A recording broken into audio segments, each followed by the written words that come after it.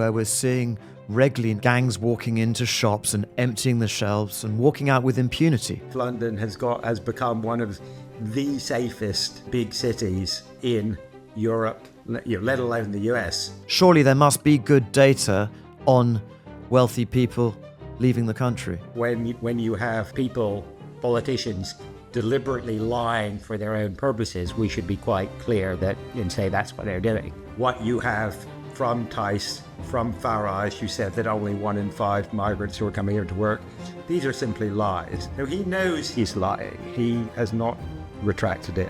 What does migration do to productivity? What does it do to the dynamism of the economy?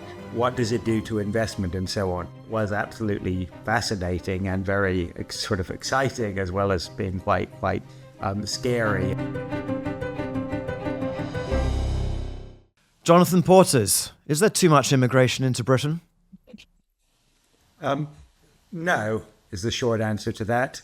At the moment, there is probably too little immigration, although I don't think, on the whole, that saying that there is too much or too little is a terribly helpful way of looking at it. I think the right question is the immigration system appropriate for the country?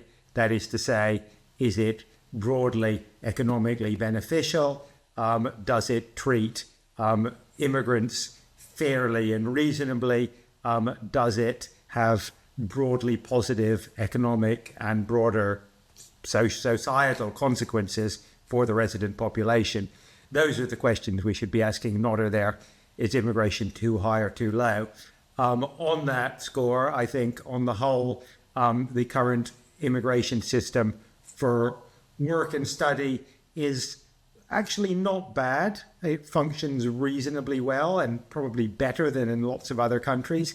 It is probably somewhat more restrictive than would be economically optimal, both for us, the currently resident population, and migrants themselves. But you don't actually need to make huge changes. There are obviously a lot of difficult issues around the system for refugees and asylum. But again, the question isn't about too many or too few. It's about, how the system is working. Is it, the appropriate system, from a point of view of the broader economic, social, political, moral, legal consequences. Thank you, and I couldn't agree more. We need to take the emotion away and just look at this from an objective, dispassionate economics perspective. So data is suggesting, in your view, that we've got a good system when it comes to students coming to study in Britain. And otherwise, obviously, illegal immigration is illegal, so I think we can all agree that that is a bad thing.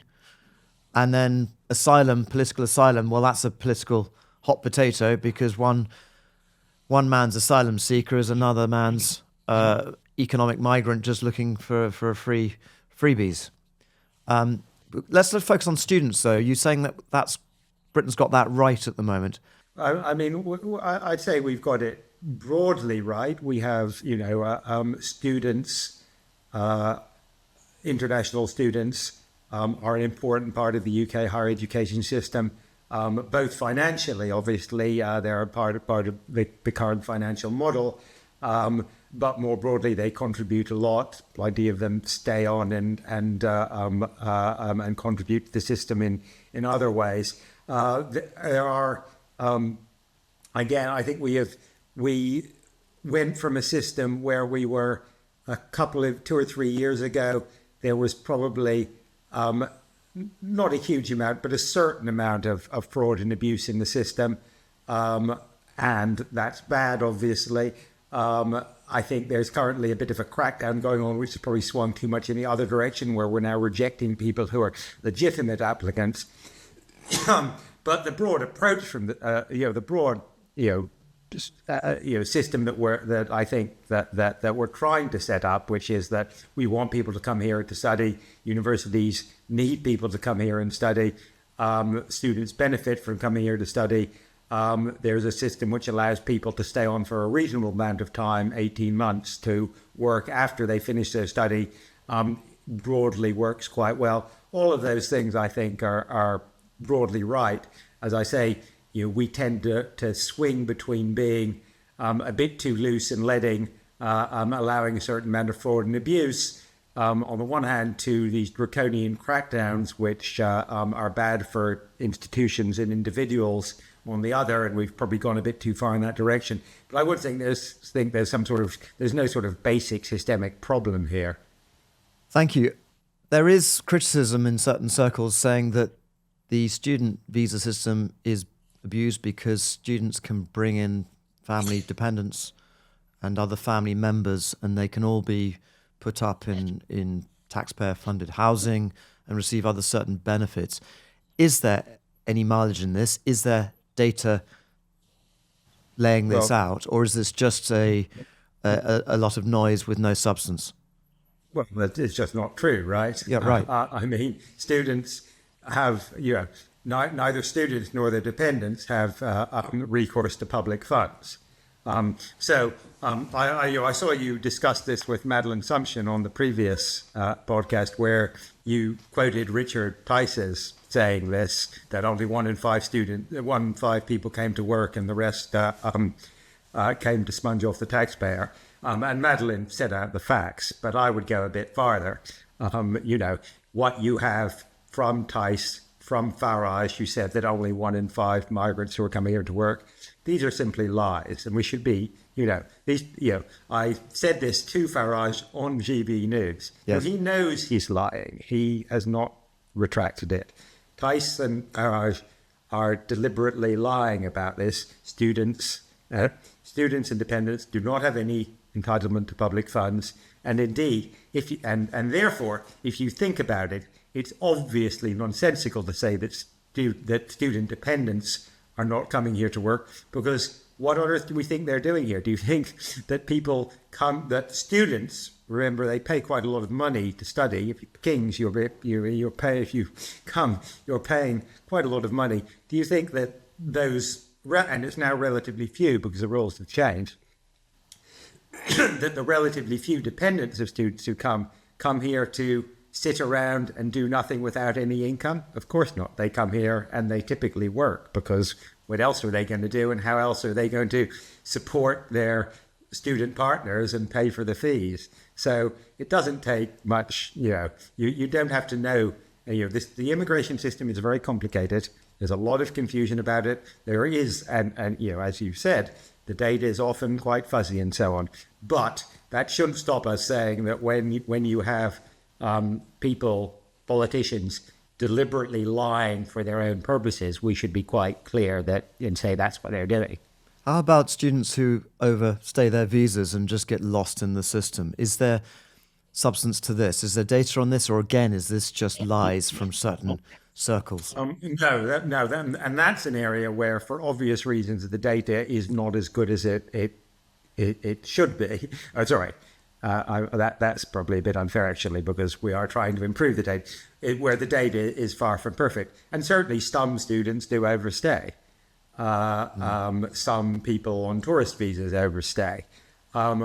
We don't know the exact scale of it. It's certainly not as large as has been suggested by some people, but that some percentage will overstay. We do, the Home Office is in a much better place than it was 10 years ago in terms of identifying the numbers. So I think we can be reasonably confident, because the vast majority of people who come here on student visas, on tourist visas or week visas, and don't extend those visas, do leave when their visas are up. Sure. But of course, a small percentage of what are still quite large numbers can still add up to significant numbers. So there are probably tens of thousands of people in this country who originally came in a student visa and have no legal entitlement to be here. We don't know the exact number. It's probably in the tens rather than the hundreds of thousands there. Thank you. So the truth will set us free. So let's move on from students and look at other types of legal migration for people who are adults who want to come to work. Yeah. There's a big, again, debate as to whether this is a net benefit or cost to the economy as a whole, especially once you again take into account dependents. What do the data say here, and how can we settle this very hot, contentious issue? I think the short term, the sort of, in terms of what we can say directly, is that that there is a significant but not massive economic benefit to the country in a sort of direct labour market sense. That's to say, we know that people who come here to work are unsurprisingly very likely to be in work. We know that their dependents are reasonably likely to be in work. And we know that their wages are typically for people who come here on work visas, and indeed for their dependents, on average, are going to be at or often somewhat above the national average. And so if you look at the Migration Advisory Committee's analysis of the long-term fiscal impact of people who come here to work, including their dependents, you get positive figures in the short term. Of course, if you assume that for those of them that stay a very long time and end up claiming pensions and being and healthcare when they're old, some of them do indeed have a long-term negative cost. But overall, the cost is the impact is fiscally positive both in the short term, the medium term, and the long term, and we're talking of tens of billions of pounds. And I should be clear, as from a macroeconomic point of view, tens of billions of pounds is real money, but it's not, it's not sort of a transformational either. Yeah. So I would say that we have pretty strong reason to believe that the sort of economic and fiscal impact of work-related migration is positive, short-term and long-term, and that is a significant net benefit to the country. But I would say, that, as Madeline said, and your previous view, the idea that migration is essential to the economic health of the country is overstating. The idea that migration or economic migration is good for the country, I think, is pretty uncontentious, frankly. I think it's worth making a couple of other points here.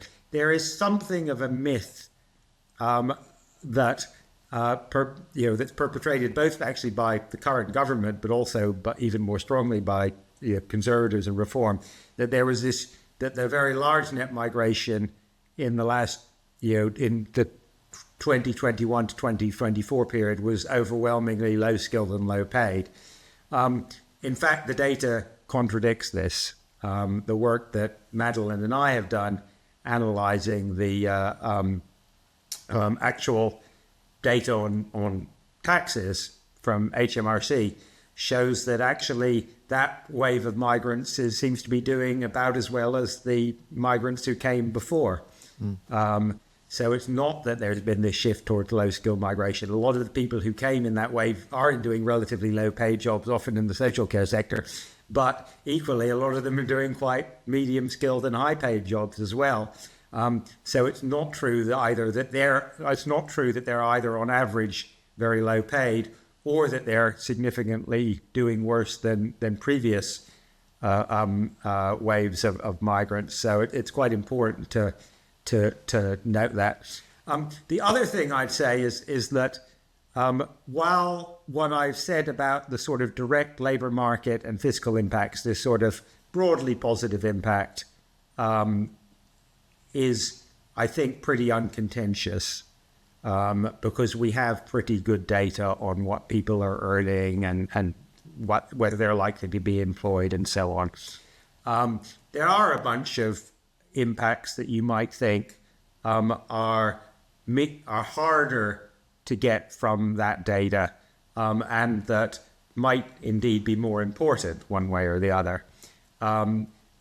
What does migration do to productivity? What does it do to the dynamism of the economy? What does it do to investment and so on? And here I think, first of all, the evidence is quite a lot less strong because we know how much migrants earn, we know whether they have jobs. What does that do to the structure of the economy over the medium to long term? The availability of certain types of migrant workers is much harder to say. And you can argue it both ways. Some people would argue that migration reduces the incentive to invest in capital investment, say, and therefore will reduce productivity over the medium to long term. Others will say migrants contribute different ideas, a different approach, that they may have skills that are complementary to those that we have, and that will improve dynamism and hence productivity. My view is that to the extent there is empirical evidence in this, it's pretty strongly the latter. That is to say, migration has positive medium to long-term impacts on dynamism, on productivity, on entrepreneurialism, and so on, that we don't capture in the sort of simple labour market statistics. We have a number of sort of bits of research which seem to confirm that. However, I do accept that this is much less of a sort of slam dunk, as it were, because you have to make a lot more assumptions to do that sort of modelling and it's not a simple question of arithmetic. It does and different people may interpret the evidence differently, but that would be my view. How about the other really hot button issue on immigration into Britain, in that there's a narrative doing the rounds and getting increasing traction that waves of migration into Britain has been directly correlated with increases in crime, whether it's knife crime, violent crime in general, and sexual crimes. Is there data to corroborate that, or again, is that a conspiracy theory from certain right-wing circles, let's say? Well, I think, just at a macro level, it's pretty obviously nonsense, right? We know that there has been a huge, that the period of rising immigration since the late 90s has coincided with a substantial, steady and consistent fall in crime in the UK overall, and including violent crime. There is much less violent crime than there used to be when I was growing up. What about so-called petty crime? Although it's obviously not petty if you happen to be the supermarket chain investor or small shop owner, where we're seeing regularly now over the last couple of years, gangs walking into shops and emptying the shelves and walking out with impunity. The security guards, if they're there, can't even seemingly do anything at all. What about this kind of crime?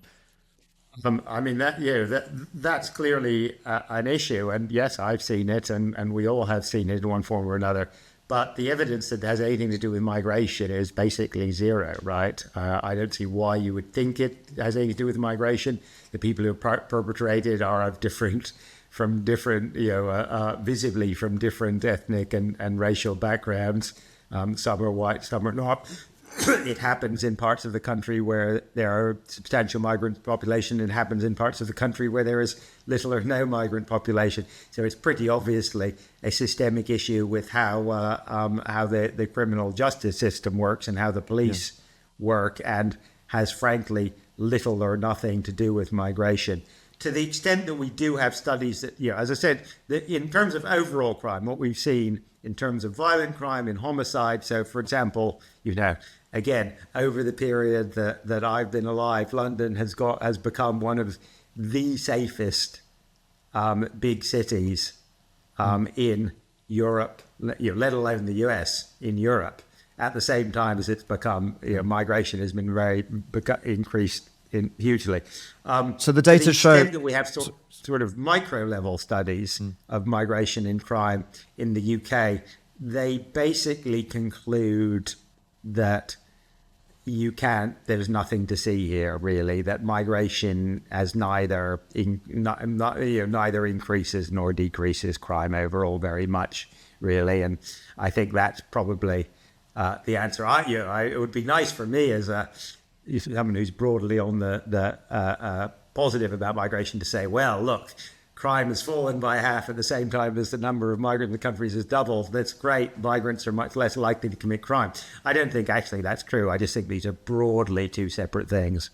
So you would argue that the shoplifting wave is a function of policing action or inaction rather than... It's a function of a complicated set of social and economic, and I'm not a criminologist, but a complicated social and economic factors, combination of policing, a combination of a criminal justice system where actually, and of course that feeds into the policing because the police know that they could arrest these people, but then you're just putting them under a criminal justice system and a prison system which doesn't really know what to do with them. Mm-hmm. And it may, so I think that's clearly a big factor.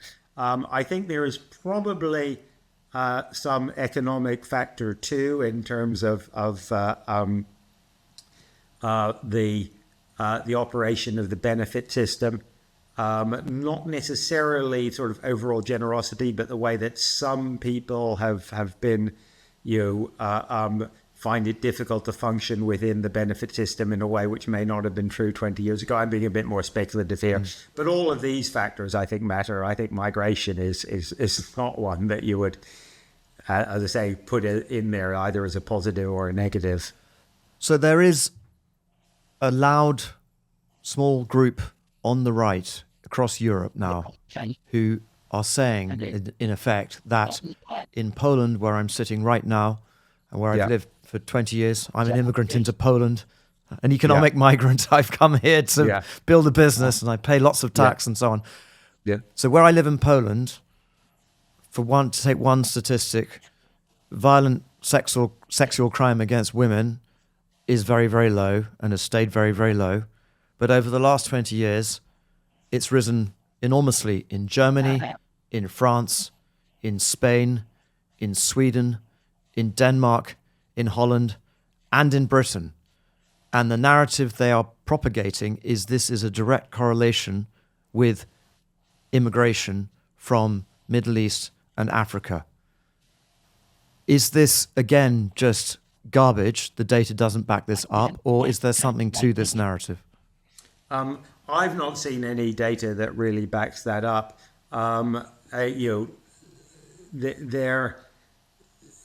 As I understand it from the ONS crime survey,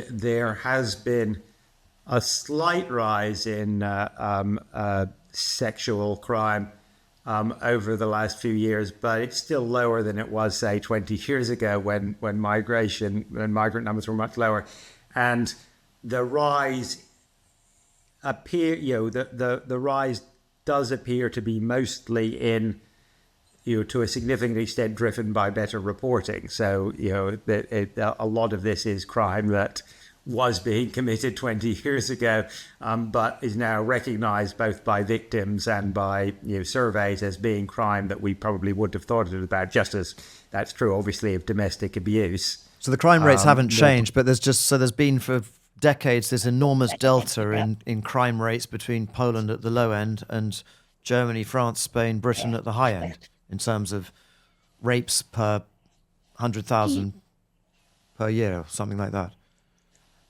Yes, and again, there's clearly has something to do with a lot to do with reporting, right? The reporting of sexual crimes has become much more comprehensive and much better, not better, quote unquote, in a lot of advanced democracies, because we're much better at recognizing what sort of behavior constitutes a sexual. We now recognize that things which 20 years ago we wouldn't have thought of as a sexual crime is indeed a crime, and maybe indeed it would have been, would have been regarded by the police or by society as a crime, because attitudes were different. Things have changed, mostly for the better, but that does lead to an increase in the number. And I think it's quite hard to separate that out from anything that you may be driven by migration. Obviously, it is the case that there are, that migrants commit crimes, including sexual crimes. And there have been some pretty horrific and well-publicized cases, just as there are pretty horrific and well-publicized cases of people who aren't migrants or from a migrant background committing sexual crimes. Yes, but the argument from this so-called right-wing faction is that the proportion of people who are migrants committing crime is much, much higher than the native populations. And for a long time, statistics on that have been withheld by governments because they're probably embarrassed about them. But I think recently, in the last year, they managed to get some statistics on ethnicities of different groups who committed crimes in Sweden, for example. And it apparently, according to the narrative, proved the point that certain ethnic groups were much higher proportion or much higher crime rates in certain types of crime. Yes, and I don't really believe that is the case in the UK. We know that overall migrants are roughly proportionally represented in the prison system, age adjusted. Some groups may be a bit less, some groups may be a bit more. I wouldn't, it would not be surprising if there were some groups were more likely to commit some sorts of crime given socioeconomic backgrounds and so on. That I think is probably, is likely, but I don't think we have any strong evidence that this is a sort of big driver behind crime rates, but behind crime rates or trends in the UK, frankly. Okay. Thank you. I'd like to just switch course for a little bit now and go back all the way to those lovely days of 2008. September 2008, I remember very, very clearly. I was trying to fund my business in Poland and running around with my cap in hand to investors in London, literally the same day that Lehman Brothers blew up, which is considered to be the sort of watershed in the financial crisis, even though the sort of housing market blow-up started in August 2007 across the pond in the United States. You were at the absolute heart of the British government in those days. I would have loved to have been a fly on the wall in number 10. Can you describe what it was like? I mean, it was, I think, a complete shock in that we had just come off this period of really quite unprecedented economic stability. There hadn't, the UK had 15 years of relatively steady, healthy growth and macroeconomic stability. And I mean, I don't think, arrogant maybe is the wrong word, but I do think that we sort of thought that the big macroeconomic problems had been solved, in the sense that we knew how to keep the economy broadly on an even keel. Didn't mean there weren't all sorts of economic problems, and things that you couldn't do to make the economy work better or indeed worse. Than there wasn't, that government didn't have plenty of things to worry about. But we didn't think that the sort of macroeconomic stability, or that there would be this sort of broad-based financial crisis threatening the integrity of the financial system, the banking system, and so on.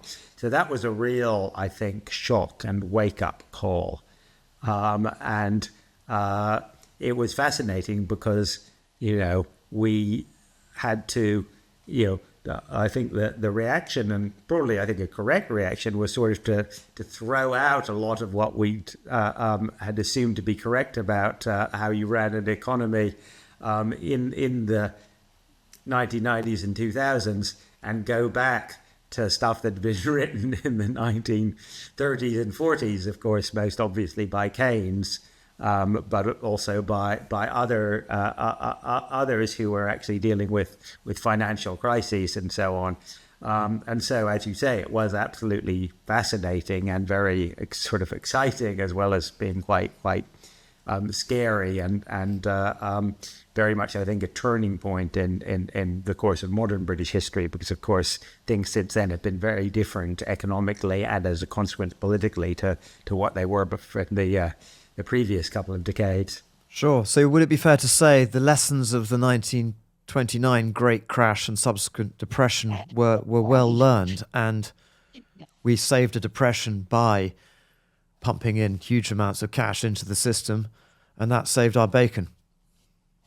I mean, I think that I think is correct, in the sense that, I think we did broadly do the right thing in the short term, and that had that did avert what could have been a far worse catastrophe. So I think, in that sense we did well.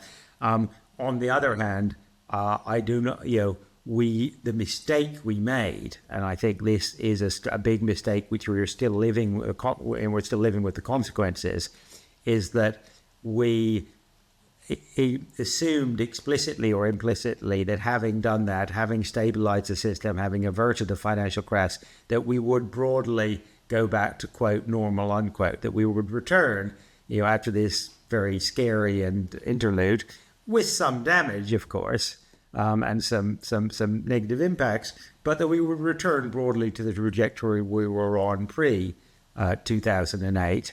Of course, that turned out to be wrong. We've been in the UK has, since 2008, been a sustained period of much lower productivity growth, much lower wage growth, much lower growth in living standards. That in turn has had some pretty significant and broadly negative political consequences. And indeed, you could argue that much of the sort of far right, the growth of far right and explicitly ethno-nationalist and racist parties in this country and elsewhere in Europe is, just as it was in the post 1929, a direct consequence, in part, of the after impacts of the economic crisis. And we didn't anticipate any of that. We didn't have policy solutions to deal with that. In some ways, we still don't have policy solutions to deal with that. And I think that, so short term, yes, we stopped a repeat of 1929 to 31, but we stopped a repeat of 1929 to 1931. Unfortunately, we haven't really stopped a repeat of 1933 onwards, and the rise of fascism. So that, unfortunately, is in many ways almost worse. Well, maybe it's just been moving much more slower thanks to modern economic policies learning these lessons. We have escaped so far a ghastly Weimar hyperinflation, everyone's savings wiped out, and that causing some unpleasant political aftermath, of course. So the response to the 2008 crash was flooding the markets with liquidity. Government, the national debt stockpile ratcheted up. We never sort of started to pay it off, really. It was, George Osborne came in the coalition with David Cameron and the Liberal Democrats in 2010.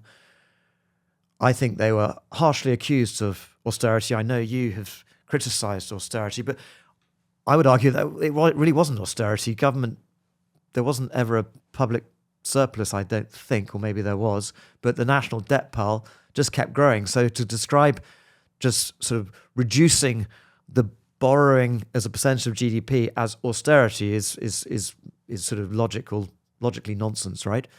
And then, of course, we had the black swan of. So I'll finish the thought and then do pick it to pieces.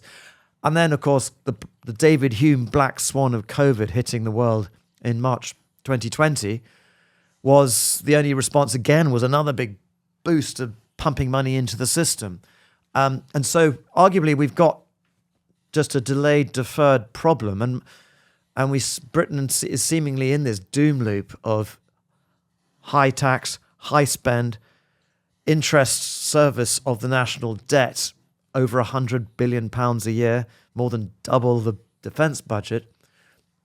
Where does this end?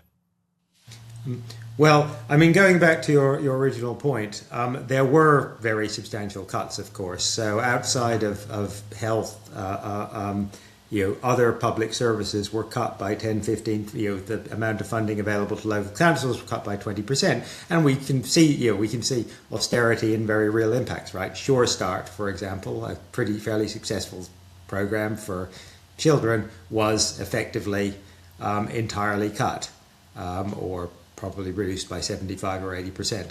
And there are a number of other areas where there were very large cuts, and the consequences of it, we talked just now about the criminal justice system. There were very large cuts to the criminal justice system that result, the amount of resource that went to police, to courts, and so on was very substantially reduced. That was austerity. The amount of public investment, of course, was also very substantially reduced.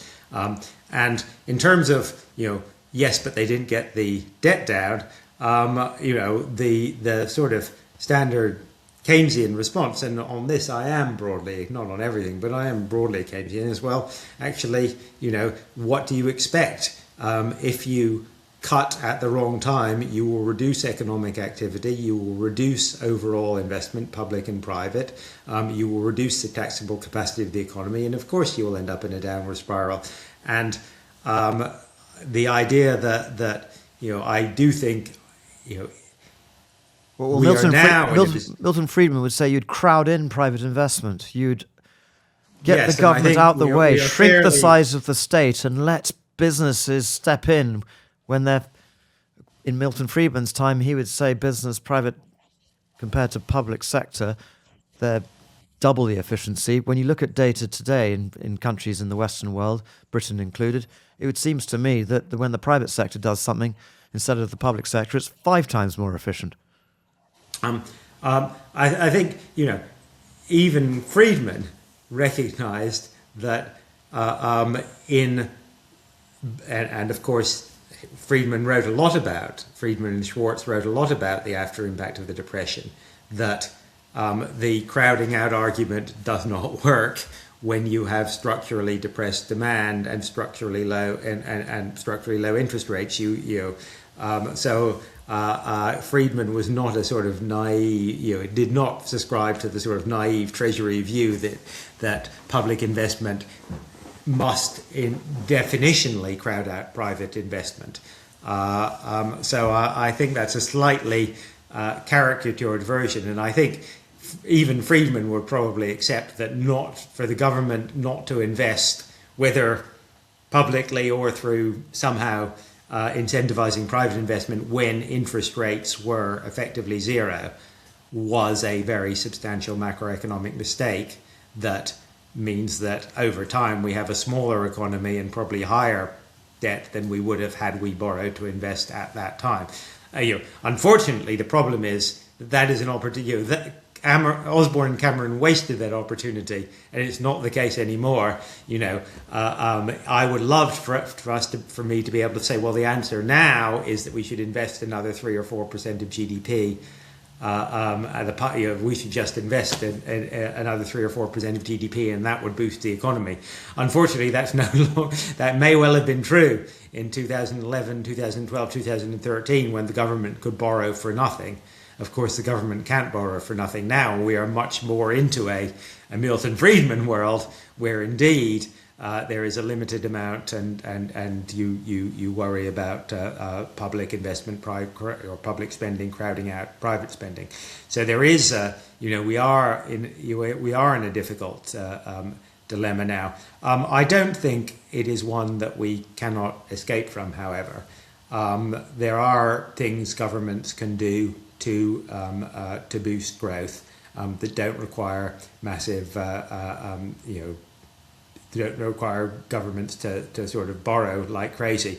We could reform the UK tax system is excessively complex, very inefficient, has all sorts of perverse incentives, doesn't tax the right things in the right way.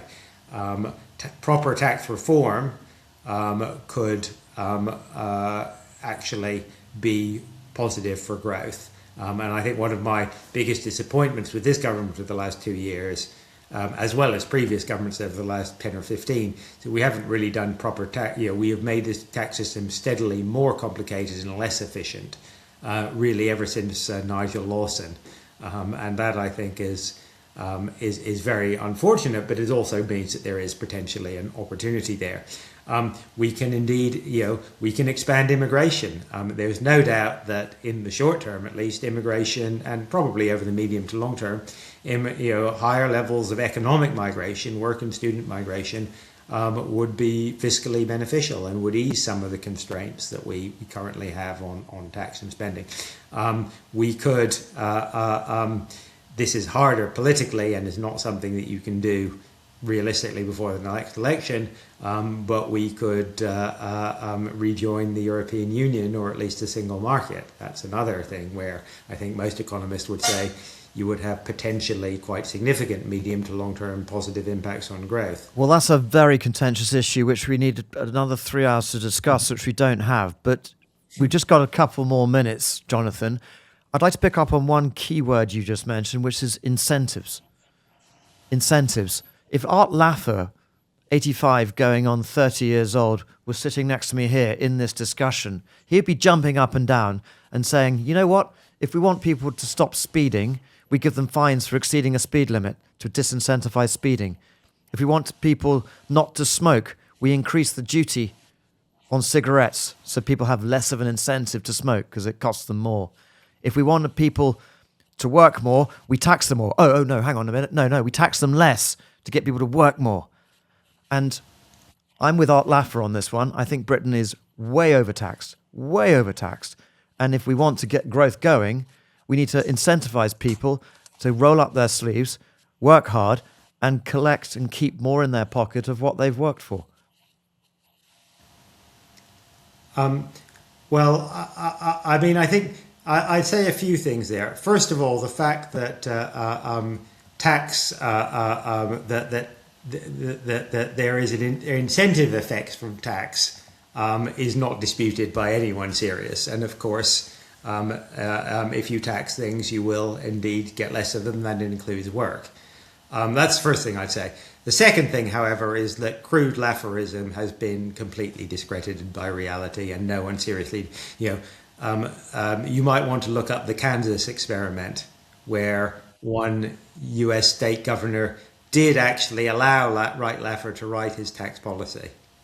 The Kansas experiment. That's one for follow-up on for some bedtime reading. And as conventional economists predicted, it was an utter disaster. There are plenty of examples of the Laffer curve working beautifully and showing how we've gone over the hump and you cut the tax rate and revenue goes up. George Osborne / corporate tax in Britain, receipts of corporate taxation went up.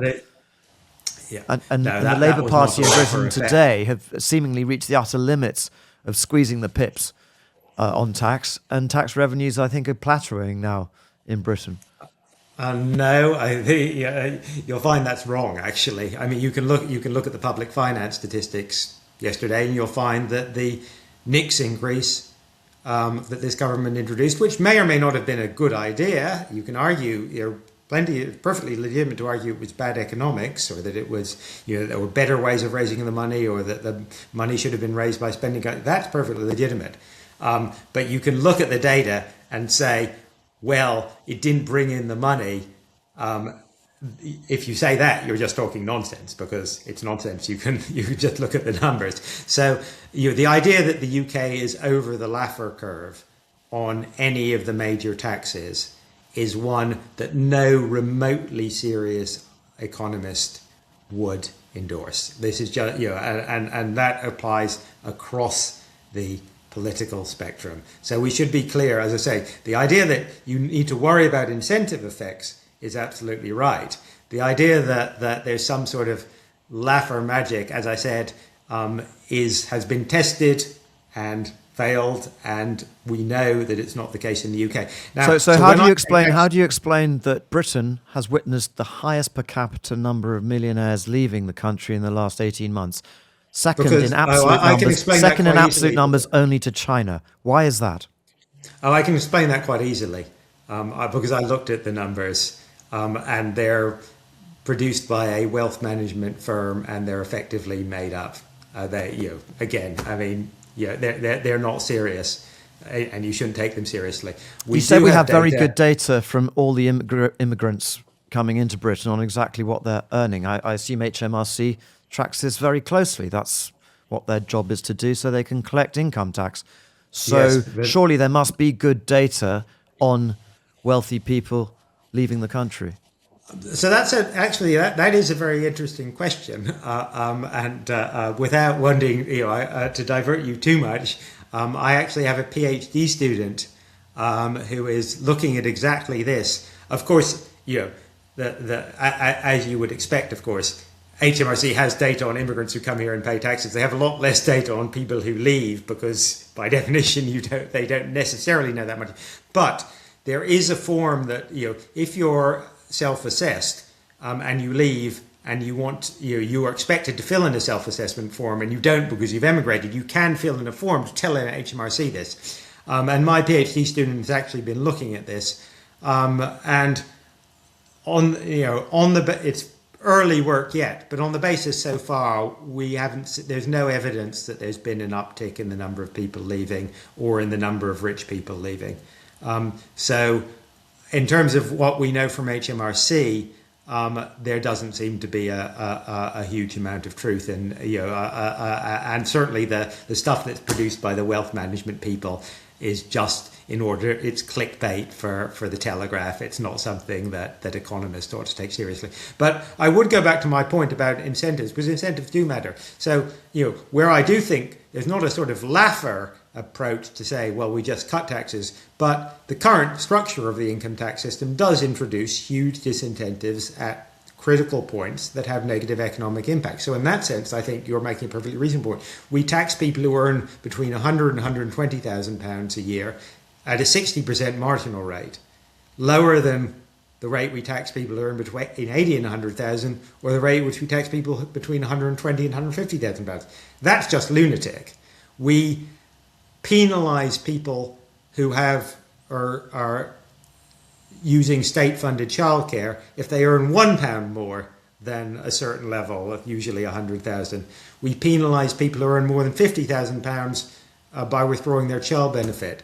They're all of these things are completely mad and do introduce obvious disincentives that do cost the government money and are bad for individuals, both from their own financial point of view, but also in terms of how they develop their careers and progress up the earnings ladder and so on.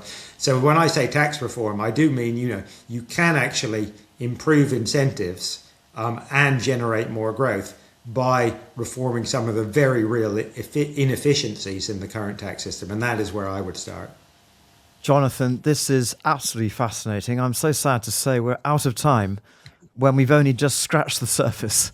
I'd like to say a huge thank you, and I think we're going to have a follow-up at some stage, see how things evolve under the new administration in Britain.